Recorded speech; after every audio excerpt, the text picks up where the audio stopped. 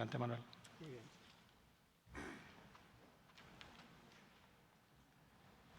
Bueno, muchas gracias por darme esta oportunidad.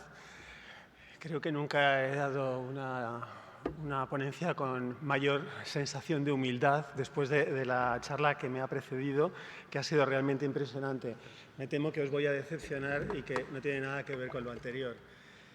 Os voy a hablar de cosas bastante más experimentales.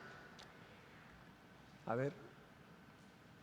Bueno, el envejecimiento es importante tener en cuenta. Vamos a hablar del envejecimiento. Tener en cuenta que es el factor de riesgo más importante para casi todas las enfermedades que tenemos. Es importante recordar que entre una persona de 25 años y una de 65 es el mismo genoma, es el mismo entorno normalmente, el mismo estilo de vida. Sin embargo, con 25 años el riesgo de tener enfermedades es muy bajo, con 65 o más es mucho más alto. Algo pasa en nuestro organismo que va cambiando y entender eso nos va a permitir intentar frenar o retrasar o incluso tratar enfermedades. Os quiero introducir el concepto de senescencia celular. No es una palabra que me guste mucho, pero es la palabra que se utiliza. Quizá no estáis familiarizados con ello. Y el concepto que tenéis más en la mente cuando se habla de un daño a un tejido es el de la apoptosis. Las células activan un programa que está regulado por genes, por proteínas, y las células mueren.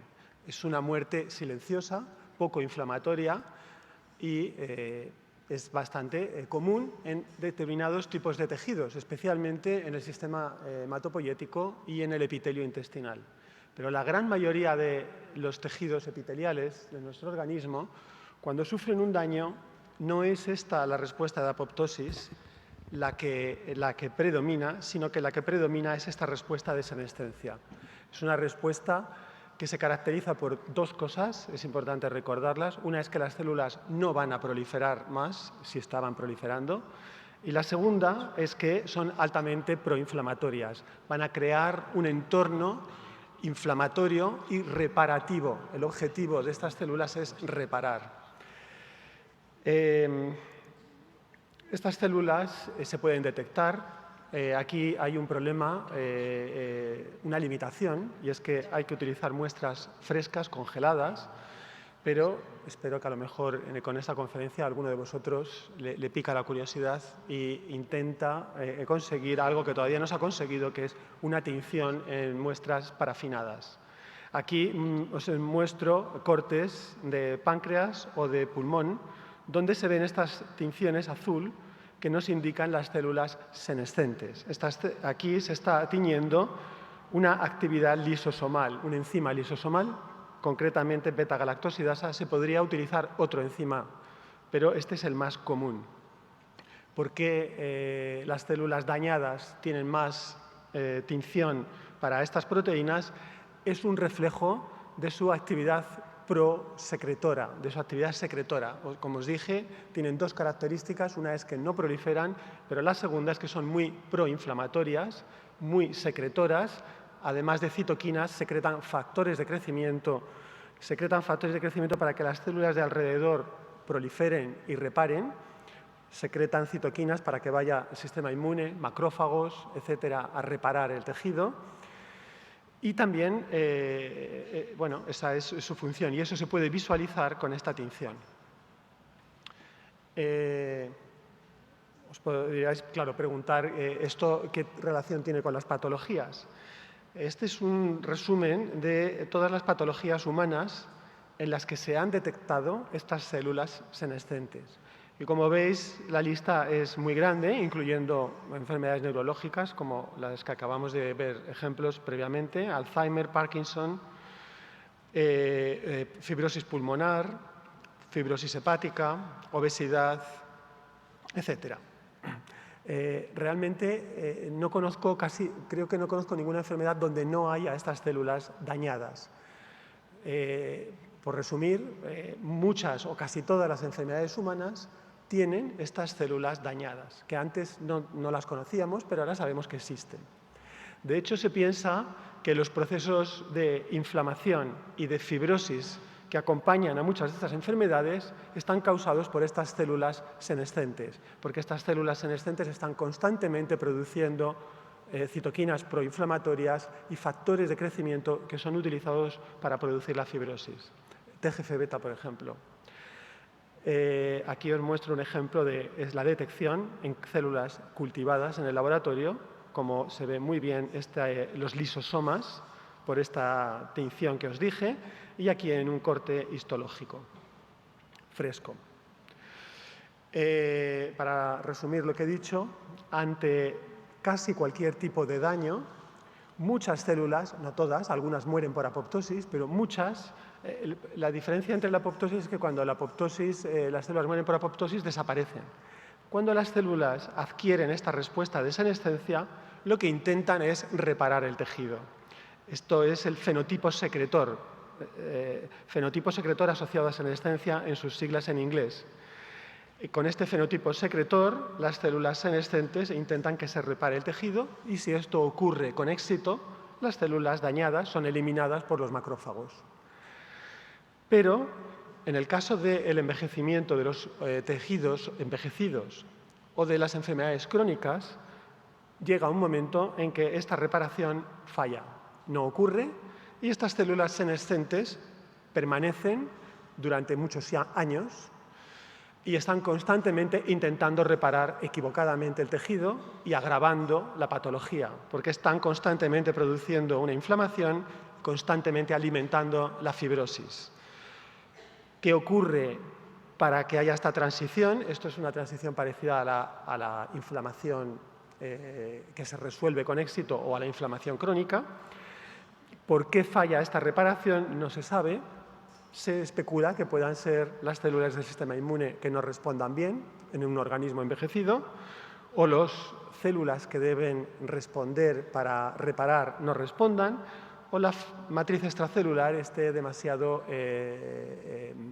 rígida, por decirlo de alguna manera, no permita su degradación. También puede ser, por supuesto, una combinación de todo ello.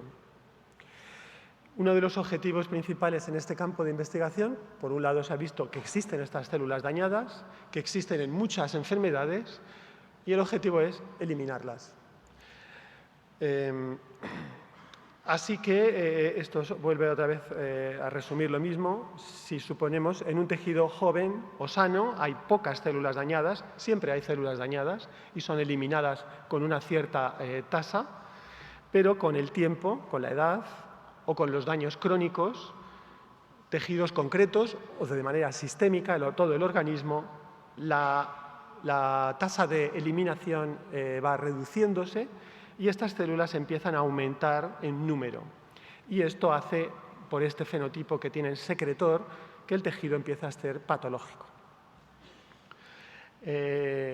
Muchas de las investigaciones que se hacen sobre este tipo de células vienen de investigadores que han trabajado en cáncer, incluyéndome yo, y se ha utilizado la misma lógica que se ha utilizado con el cáncer. En el cáncer la lógica durante más de 50 años ha sido buscar quimioterapéuticos, se sigue haciendo, que, simplificando mucho, son compuestos que matan con mayor eficacia las células cancerosas que las células normales.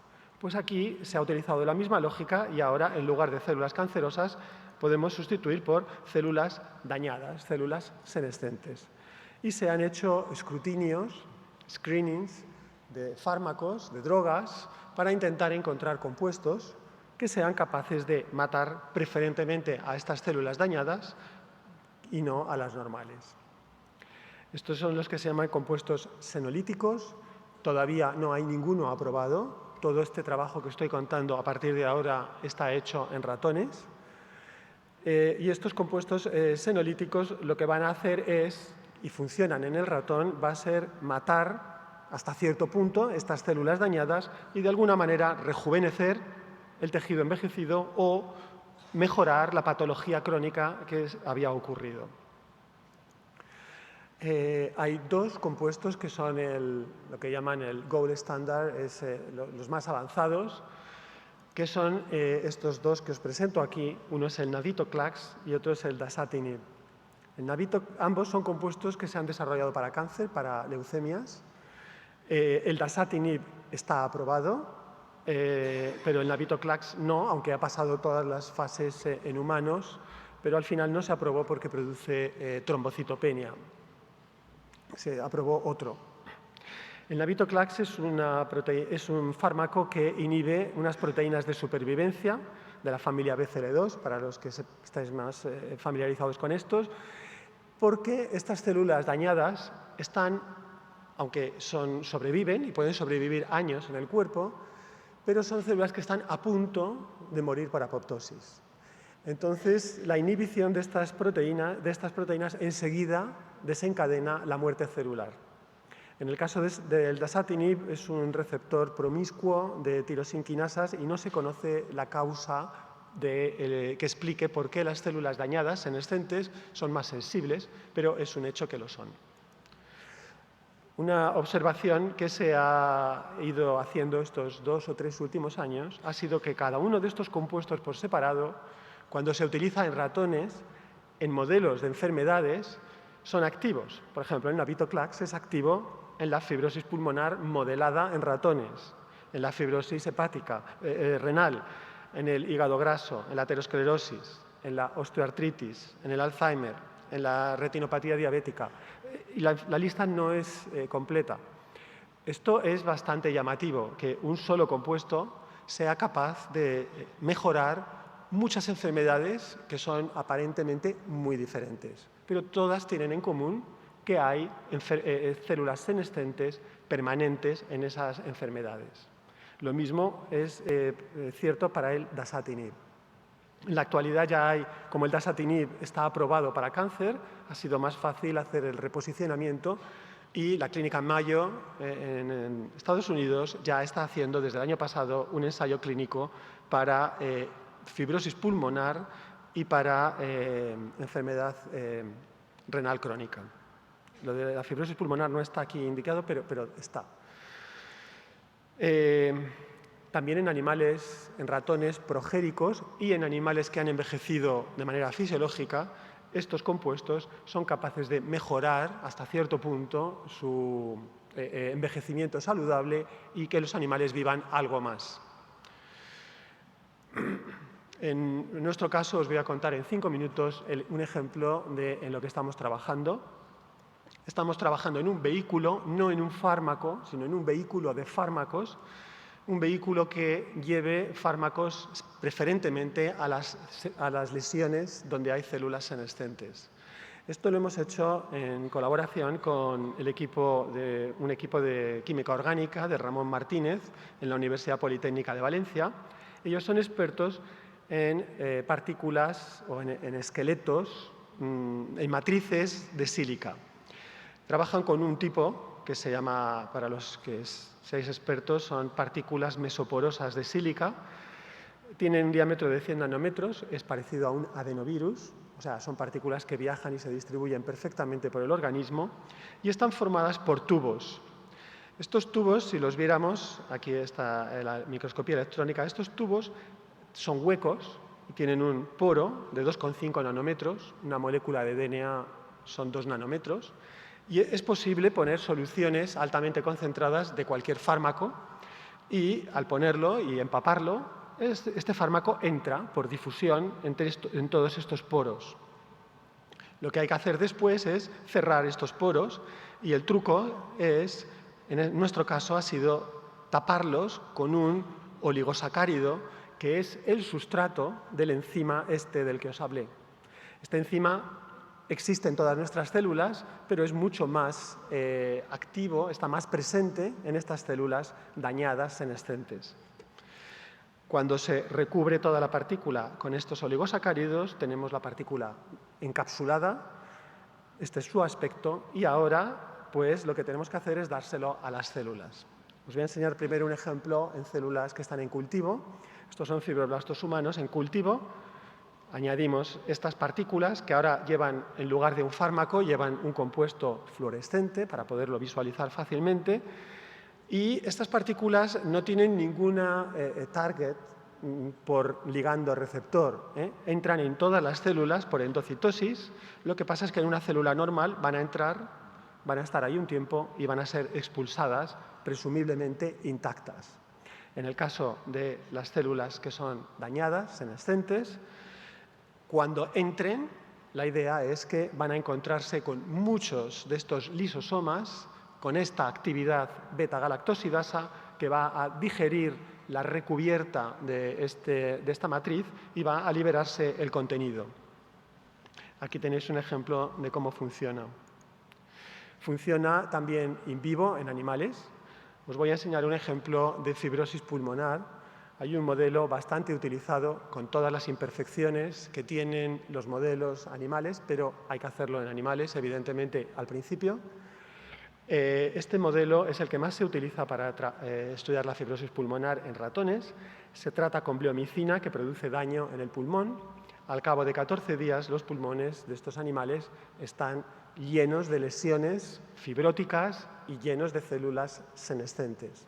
De hecho, se puede coger el pulmón in toto y sumergirlo en la tinción de la que os he hablado y se puede ver cómo los pulmones tratados tienen aquí estas lesiones focales azules que son reflejo de esta fibrosis y senescencia.